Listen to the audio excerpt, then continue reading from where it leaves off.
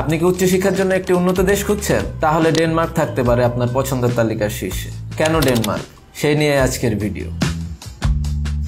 প্রথমে শুরু করছি ব্যাংক স্টেটমেন্ট নিয়ে। যেখানে ইউরোপিয়ান অন্যান্য কান্ট্রিতে একটি বড় অ্যামাউন্টের ব্যাংক স্টেটমেন্ট দেখাতে হয়, সেক্ষেত্রে ডেনমার্কে এই সংক্রান্ত কোনো ঝামেলাই থাকছে না। ডেনমার্ক দিচ্ছে স্পাউস নিয়ে আসার সুবিধা। স্পাউস ফুল টাইম কাজ করতে পারবে। ডেনমার্কে রয়েছে 12টি পাবলিক ইউনিভার্সিটি এবং 2টি প্রাইভেট ইউনিভার্সিটি। পাবলিক ইউনিভার্সিটি এবং প্রাইভেট ইউনিভার্সিটিগুলো থাকছে 3000-এরও অধিক কোর্স এবং ডেনমার্কে আপাতত 50,000 ইন্টারন্যাশনাল স্টুডেন্ট পড়াশোনা করছে। ডেনমার্কের ভিসা প্রসেসিং অন্যান্য ইউরোপিয়ান কান্ট্রিগুলোর তুলনায় অনেক ইজি। ডেনমার্কে রয়েছে হ্যাসেল ফ্রি ভিসা প্রসেস এবং ডেনমার্কের এম্বাসি বাংলাদেশে থাকায় এই প্রসেসটি আরো অনেকাংশেই সহজ হয়ে গেছে।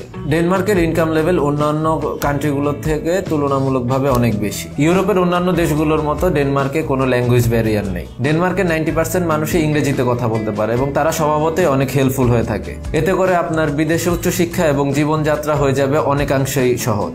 ডেনমার্কে ভিসা পাওয়ার মাধ্যমে আপনি পাচ্ছেন সেনজেনভুক্ত 26টি দেশের অ্যাক্সেস।